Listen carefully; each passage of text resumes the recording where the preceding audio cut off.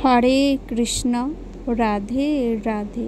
মৌমিতা পরিবারে তোমাদেরকে জানাই অনেক অনেক শুভেচ্ছা ও অভিনন্দন। আজকের আলোচ্য বিষয়টি হচ্ছে জগন্নাথ দেবের স্নানযাত্রা। সকলে একটু মনোযোগ সহকারে শ্রবণ করো, তোমাদের অনেক ভালো লাগবে। বৈষ্ণবদের কাছে জগন্নাথ দেবের স্নানযাত্রা এক পবিত্র উৎসব।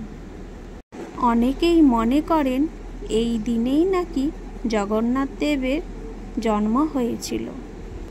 তাই এই জন্মতিথিতে জগন্নাথ দেবের কাছে মনস্কামনার পূরণের আশায় বহু বহু ভক্ত সমাগম হয় পুরীর মন্দিরে বা মায়াপুর ইস্কনে। প্রতি বছর রথযাত্রার আগে এই স্নানযাত্রার উৎসবকে ঘিরে এক আলাদা অনুভব গড়ে উঠেছে। যুগ যুগ ধরে জগন্নাথের জন্ম, তার দেবমূর্তি ঘিরে রয়েছে পৌরাণিক কাহিনী।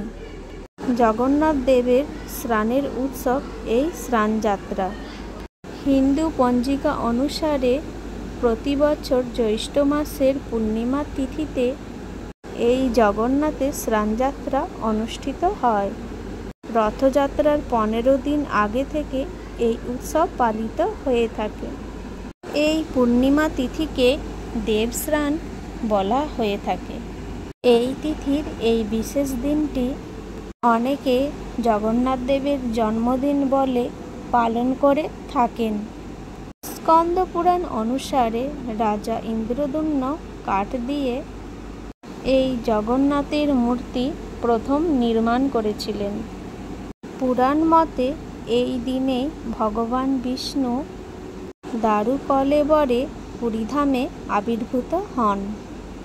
বিষ্ণু ইন্দ্রদ্যুম্নকে প্রথম জানিয়েছিলেন কাঠের মূর্তিতে আবির্ভূত হওয়ার বাসনা।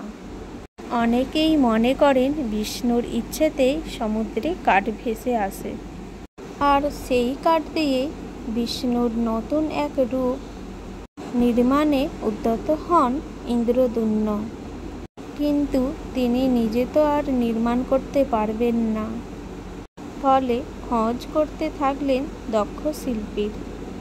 স্বর্গলোক থেকে স্বয়ং বিশ্বকর্মা আসেন কাঠ দিয়ে বিষ্ণুর নবরূপ নির্মাণের জন্য।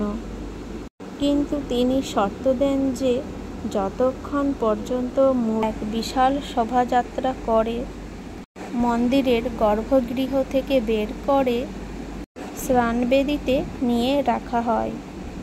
মহাস্নানের সময় প্রতি বছর জগন্নাথ, বলরাম ও সুভদ্রার বিগ্রহকে রত্নবেদী থেকে নামানোর আগে মন্দিরের সেবায়েতরা সেই বিগ্রহের উদ্দেশ্যে পুষ্পাঞ্জলি দেন।